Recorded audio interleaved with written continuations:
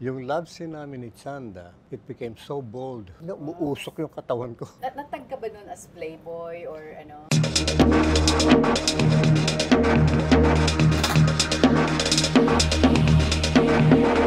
Magandang araw Pilipinas at sa ating mga kababayan sa ibang bansa. Welcome to TikTok with Aster Amoyo. Sa araw na ito mga kaibigan ay isa na naman pong special na celebrity ang ating makakakwentuhan.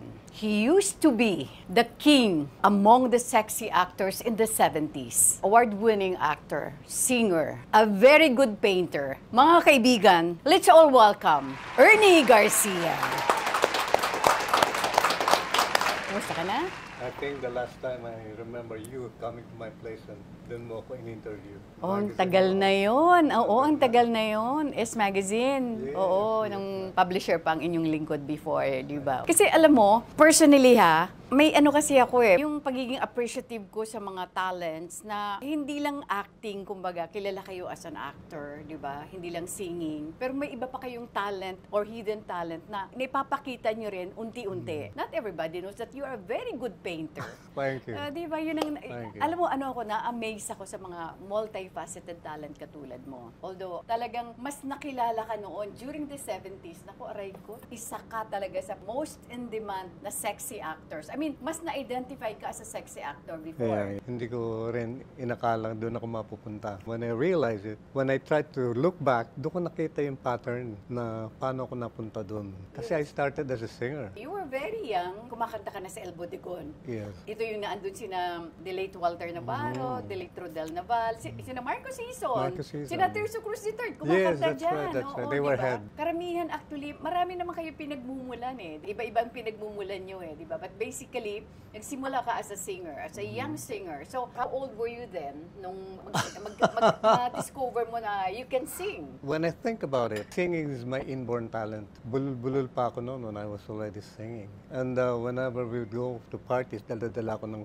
parents ko. Pag kami piyesta dyan, biglang kasali na lang ako. I was about 6, 7 years old. Somehow nananalo ako at least second place. Considering puro mga malalaki ng kalaban ko. And then later on, I stopped doing that kasi parang nape-penalize ako ng maliit ka sa school, pakakantahin ka, maliit ka sa ganyan, o kahit sa school PE, palagi kailangan mataya ka kasi pakakantahin ka. Sabi ko, parang it's not fun anymore. Parang they're taking advantage of you na, di ba? Hindi naman yun.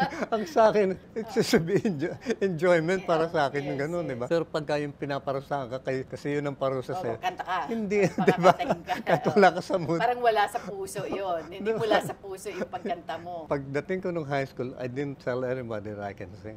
I stopped. Tapos balik ako nung college, nag-artista na ako. That's when I went back to singing. And then when I did a concert in LA, nandun yung mga former classmates ko in high school. Sabi, hindi ka naman kumakanta dati. Yun ang akala nyo. Nagugulat sila sa iyo or nagkagulatan na lang na kumakanta ka pala. So that's how it is. Saan mo minana yung pagiging singer mo? My mother pala. She was also sarsuela actress. O at that time kasi, during their time, talagang sarsuela. Mga stage plays to eh, di ba? Oo. She was from Bulacan. Okay. And one of her closest friends, pumunta sa bahay ng best friend niya. Alam ba nanay niyo, sarsuela si stage yan. Muntik pang magpakamatay yung asawa ng partner niya kasi nagselos sa kanya. Tapos pinilit ko kumanta, pinilit namin, but I've never heard her sang them. Ito pala yung tinatawag na soprano. Well, hindi pa naman uso that time ang mga Oo, pirit no? eh. Wala namang teacher sa ganyan, di ba? Ngayon ko lang na-realize when I met a friend soprano, naalala ko, that's how my mother sang.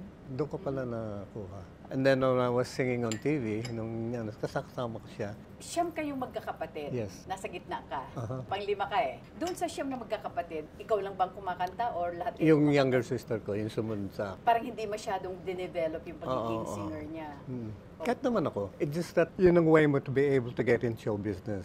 Di ba? Ito na yung nandito yung kasikatan ng INP. Vilma is coming in. Pero musical ang trend doon eh. So yung first film ko na yung discover ako ng Leia is because the mga press people told her, alam nyo, ang daming na-receive ng fan mails, na boxes, nung nilabas ng features sa magazine. So kinuha ko, in-introduce ako ng Leia. So in other words, there was an article written about you na sinulat ni the late Dodi Alvarez. Yes. Nagulat nga ako, hindi pinadala sa akin yung Anong mga... description niya sa'yo? The New Matinee Idol. Wow, oo. 3 pictures lang yun. Tapos, wow, nagulat yung Pero mga sexy photos. Hindi. Ay, not even. Wala pa nun. Wala pa nun. Oo, wala more pa of nun. a headshot. Bagets ka pa dito. Pagkits oo, ako, oo. headshot. Kaya sabi nung ng mga press, kinuwento na napakarami mo niyang fans. Ganyan. Nagulat sila. Oo. So, ang Leia Productions, ang unang-unang kumuha sa'yo. Yes, oo. Kaya lang, gusto nilang i-manage ako. Hindi ako nagpatali. Yun. I did Happy Happy. It's a musical. Oh, yes. So, I did Sila Hilda a- Coronel, right? Yes, I did a number for them. Okay. Jay Ilagan, Mildred. Okay. Was it a beat role or you were already part I of was the... introduced. Introducing ka Parang sa... 3 pairs eh. Jay and Mildred, ako, Okay. tsaka Elizabeth ang partner ko.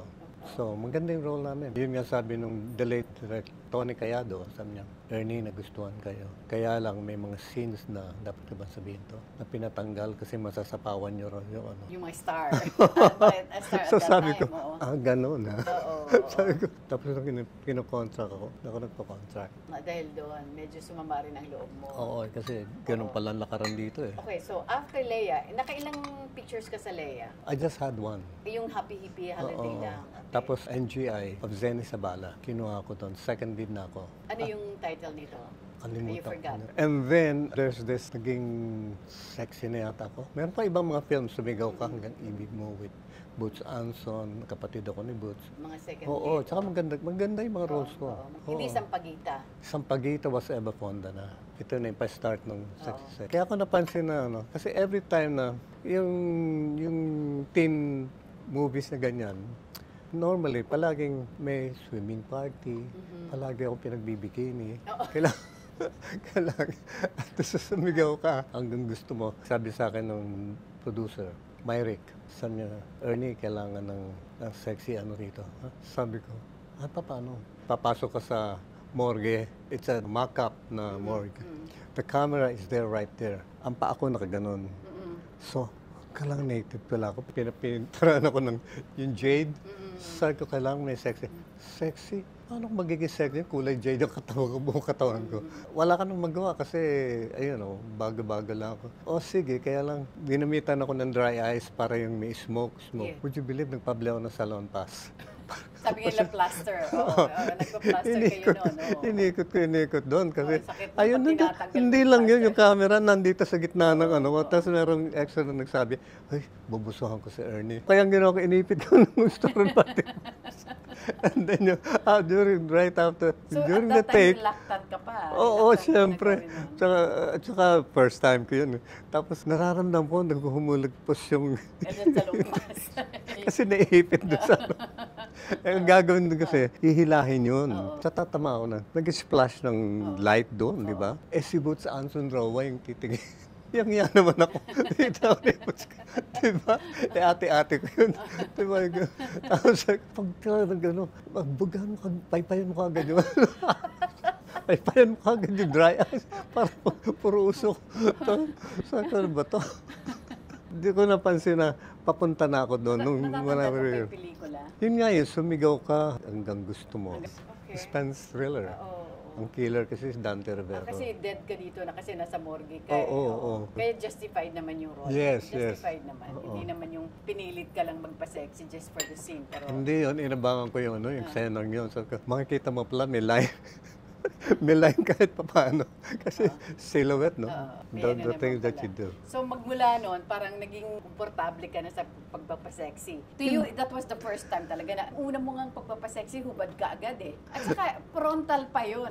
Frontal, although maganda oo. artistic ang pagkakakuha because like, you were dead in that yes. scene. Kaya, di ba? And I didn't have a manager. I didn't know how. I just cannot say no. And kaya sabi ko, sige na, andyan na.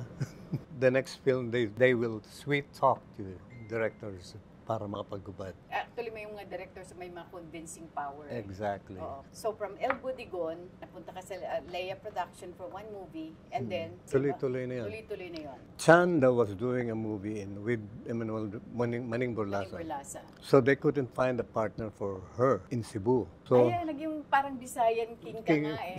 King of the Movies, Science yes, Film and King and Queen. So, kinontak ko ni Maning kasi nagkasama kami ni Director Maning sa Lipad, Darna Lipad. Remember a Yes, yes. Ako yung sidekick ni Vilma. Vil- Ako yung kanyang, ano yung parang kapatid? Parang, Oo, hindi ang si hilig. Ding, ha? Hindi si Ding. Oo. Since pinagtalunan ako si Rosana Ortiz or siya. Kasi kung si Rosana, pwede ako kumapit dun sa likuran niya. Eh, since si Vilma ito, masyado siyang maliit para sa akin. Sa dito niya ako kakargahin.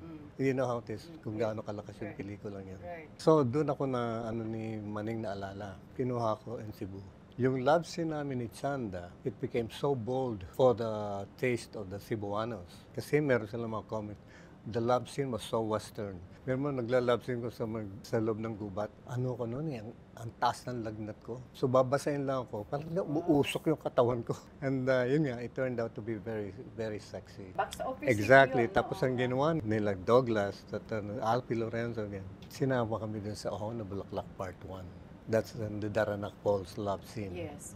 That was a big hit also at the time. Yes. I remember you doing one movie after the other. Parang puro lagari ang ginagawa mo ng pelikula, di ba? At that time, grabe ang ano mo noon. Talagang super sikat ka noon.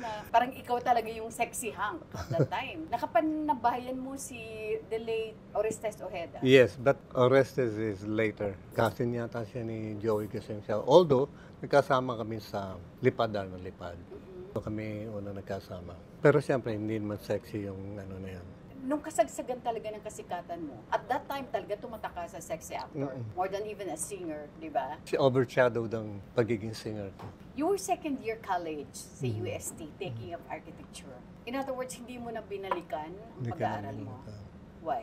Maybe because I am enjoying this more than... Oh. At kumikita ka na ng malaki. Exactly. Oo. Ganun pala yun eh, pagka yung nagkaroon ka ng trabaho while studying, parang mas ini-enjoy mo na yung may pera ka nang dumarating. Bakit architecture? More on the arts. More than that. Kasi nakapag ano ko eh. Nagdo-drawing ka. Nakakapag-drawing yes, ako. Nung mag-artista ka, anong unang-una mong investment? Siyempre, sakyan. What was your first car? Toyota Corolla. So, ito yung unang-unang mong binili kasi kailangan mo sa trabaho Exactly. eh. Diba kailangan mo sa trabaho? Hindi ka naman pwedeng nakikilala ka na, taxi ka lang ng Yeah, taxi. oo, Diba? yes. Anong naging reaction ng pamilya mo nung pumasok ka na eventually sa Ah. showbiz? My parents are very supportive. They don't mind. Kasi alam naman nila na may sarili kong pag-iisip. At saka, nag-enjoy naman, especially my mother and my father. Kaya lang papunta na sila sa stage noon. Nung nag-artista na ako, nasa stage na sila. Doon sa mga kapatid mo, walang sumunod, ikaw lang talaga mag-isa. Oo. So mga kapatid mo, ibang profession ang pinasok. At the peak of your career, naliling ka kung kani-kaninong babae. Would you like to share with us?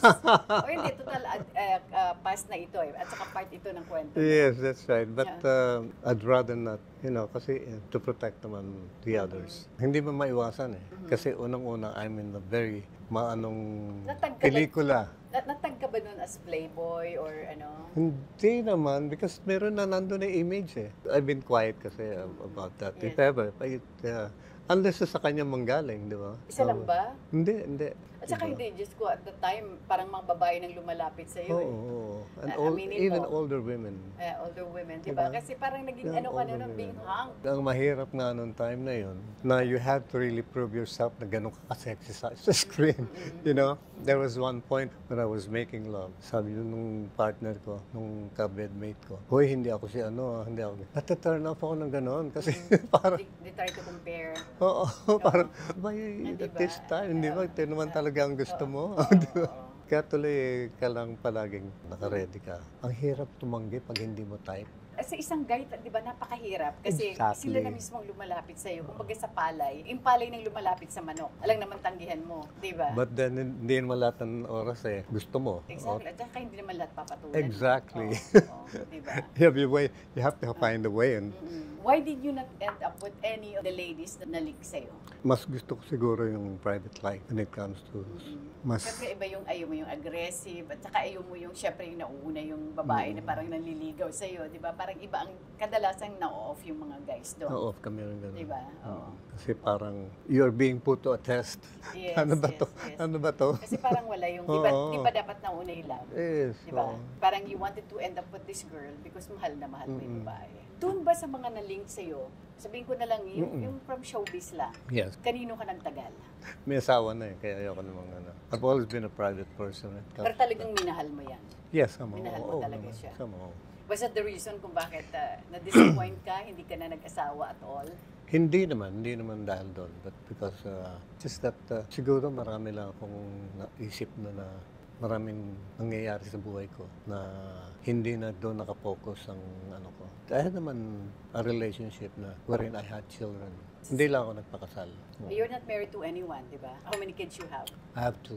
Grown Nasa up, abroad. boy and girl. Yes, nasa abroad sila. Mhm. Which is actually hindi nila alam. You are a public figure, kadalasan walang nalilihim, di ba, about you, about your personality, about your private life. But in your case, I think this is the first time na inamin mo. I think so, yeah. This is the first time na inamin mo, and thank you for trusting us.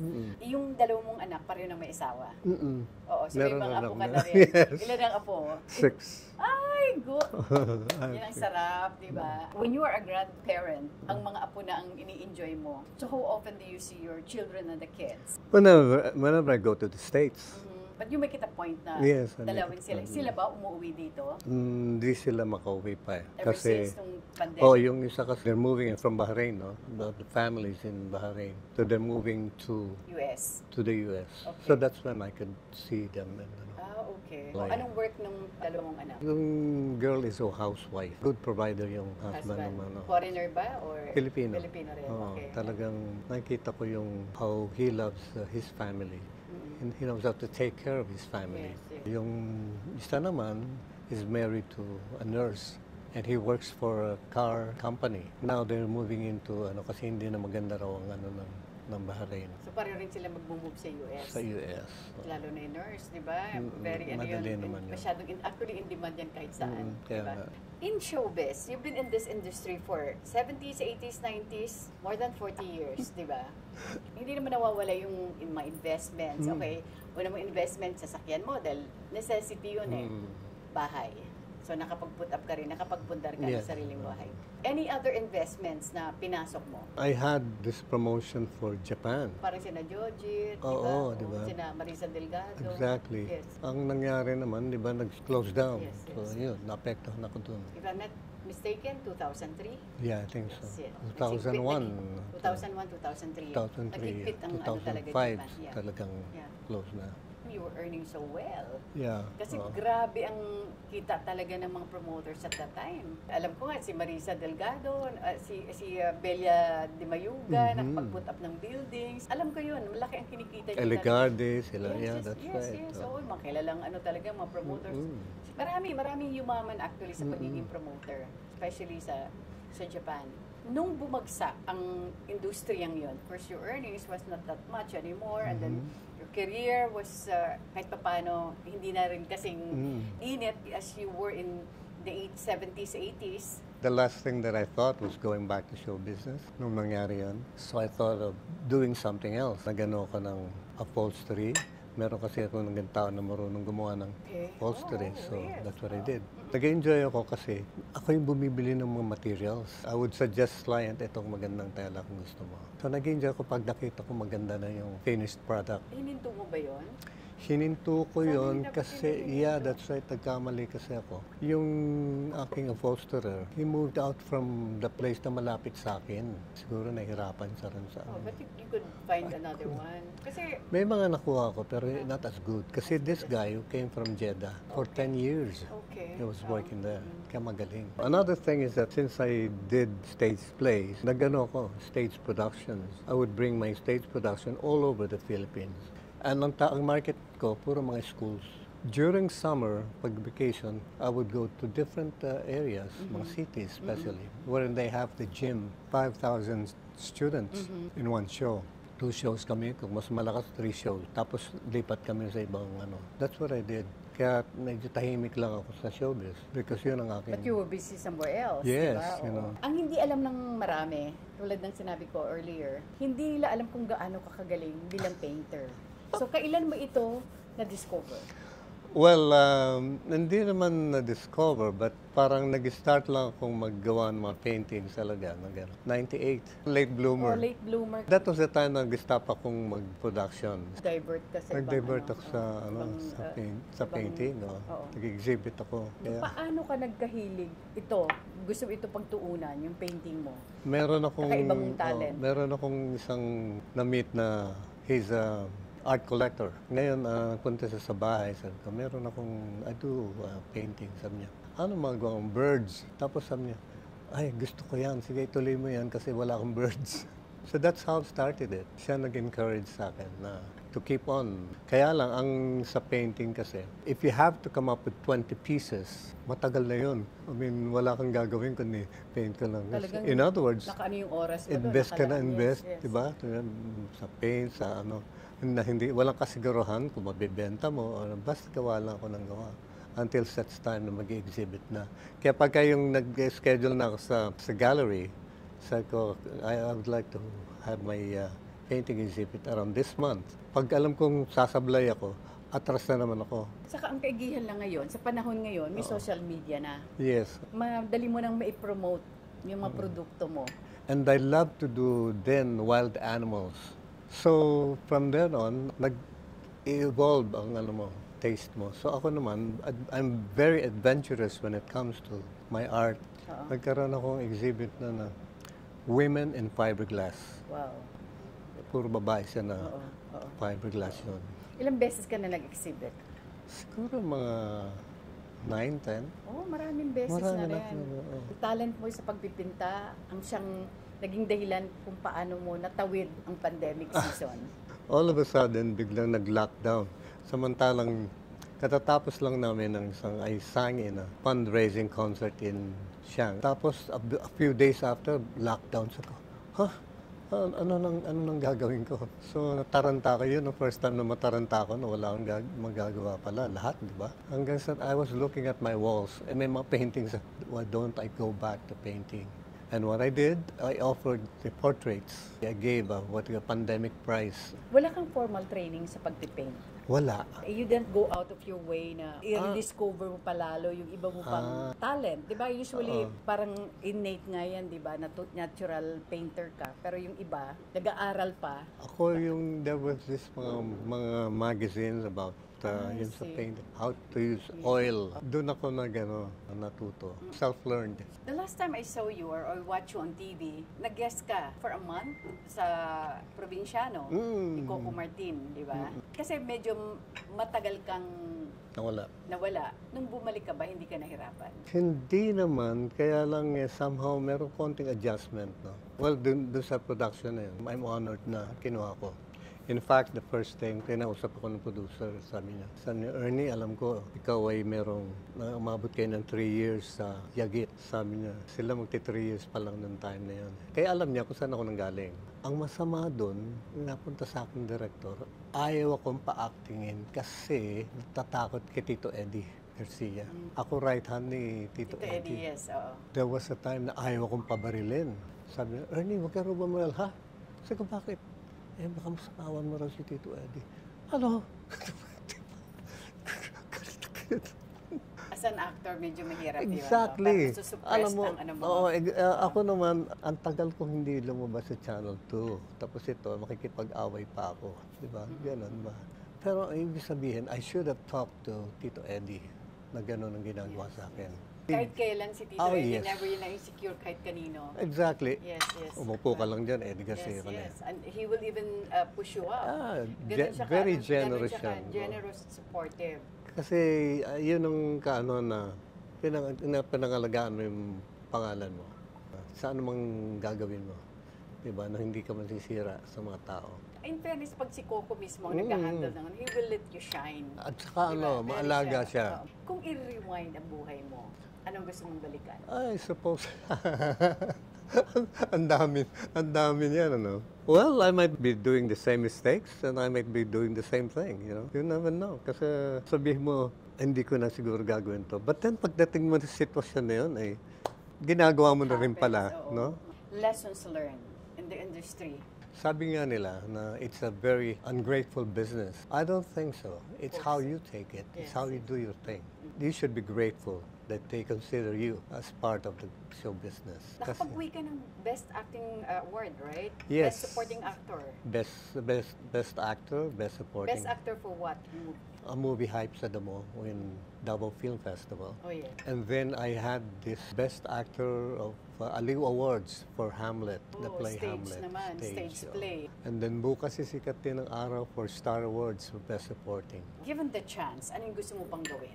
I still want to do films. Acting pa rin. Yes. Oh. And of course, singing on the side. Yeah, oo. Kasi may passion din tayo ron eh. It was the reason why I was able to get in show business. Because when I started as a singer, Ano isang bagay magpapayak sa'yo? death of loved ones, When was the last time umiyak ka? mababaw ang luha ko pagdating sa family. I was going to Japan then when my mother died. I was here when my father died. So, these things, ano sabi? Kung nandito pa ngayon ang magulang mo, I know they're watching over you. Anong gusto mong parating sa kanila? I hope I make them proud They are. of what I made them myself. Sinong nauna? Your mom or your father? My father, Father. Magkasunod lang? hindi eh. 93 ang father ko, 2001 ang mother. That was the time na mag-start akong mag-promotion. And my mother wanted me to take care of her. Sabi ko, huwag mo na ngayon kasi meron akong mga talent sa paalis. At it was the wrong time ko alis ako eh. Nakabook na sila. Ganon. Sabi ko sa sister ko, I didn't know naman na mamamatay na pala siya. That's why she was asking. And then when I was going to Tokyo then, ayun na. So in other words, your mother died, itinuloy mo pa rin yung pag-alis mo? Pinaayos ko yung aking booking sa sister ko in the States para direkta muna ako sa States before going to Japan. Pwede naman ma-move yung aking concert. So hindi na ayos yung papers ko, paalis na ako. Dating ko sa Japan, I called up the States and then my brother said she was being cremated. Sumabog ako talaga. Were you mama's boy? Not, Hindi naman not mas exact- mama's no, boy no, no. necessarily. Ah, Very mas, close to your mas mom. close ang brothers ko sa kanya. Ah, talaga? Anong na-miss mo sa nanay mo? Caring naman ang mother ko. Oo. Kaya pagka yung minsan naalala ko nga, nang sabi ko sa'yo, when I was a kid, she would make my clothes for singing. Your father. Hindi siya yung father ko. Pero ramdam mo na mahal ka sa tatay mo. I think he's proud of me. He was proud of me. Okay, mensahe mo sa kay Dara. You are a good mom, and I can see that. A good wife. You really take care of your family, and I appreciate that, and I'm proud of you. JR, I meant to be as very fatherly as I was, and I should be. But in time, I can show it to you once we see each other again. Mga apo mo. Kids, I'll be seeing you again, and I love you. Anong gusto mo iparating sa lahat? I may not have all the time with you, but for sure, once we'll be each other again, I'll try to be the best that I can be. I love you. How do you want to be remembered? I don't even think about that. But I think what I would want to say is I want to be remembered as a caring person. Maybe not that loving, but somebody who really cares. Eno Ernst, maraming salamat. Pero bago tayo magpaalam, please allow me to thank my personal sponsors. Maraming salamat to Pandan Asian Cafe. Thank you so much to Alvin, Dennis, Roland, Chef Tatung, and of course Carla and Ems. Maraming salamat. Nutritech, thank you so much, Josh De La Luna, Ever Belena, Hello Glow, Beauty Derm, Eris Beauty Care, Aficionado by Joel Cruz, Doc Rob's Wellness Supplements. Thank you so much to RNA Events Specialist by Richie Ann, Asia Slashes, Sugar White by Sugar Mercado, Nesta Celia Salon for my hair and makeup, Gandang Rick Reyes, Most View from Japan, Memoy.ph, Silpal Joy Furnitures. Maraming salamat Charles Solano of Solano Hotel, Colorete Clothing by Bebot Santos, Dr. M. Sevilla of Vine Aesthetics, Shinagawa LASIK and Aesthetics Center, Shinagawa Diagnostic and Preventive Care Center. Maraming salamat to Hotbox and of course Romeo Helven, Studio Manila, Tokyo Grill, Tomas Morato, Mesa, Tomas Morato, The Red Meat Shawarma. Maraming salamat, Chef. Of course, mga kaibigan, sa inyong patuloy na pagsubaybay, pagsuporta sa TikTok with Aster Amoyo. Every Friday po yan. Huwag niyo kakaligtaan mag-subscribe, mag-like, mag-share, and hit the bell icon of TikTok with Aster Amoyo. Hanggang sa muli, dito lamang po sa TikTok with Aster Amoyo. God bless us all. Bye for now.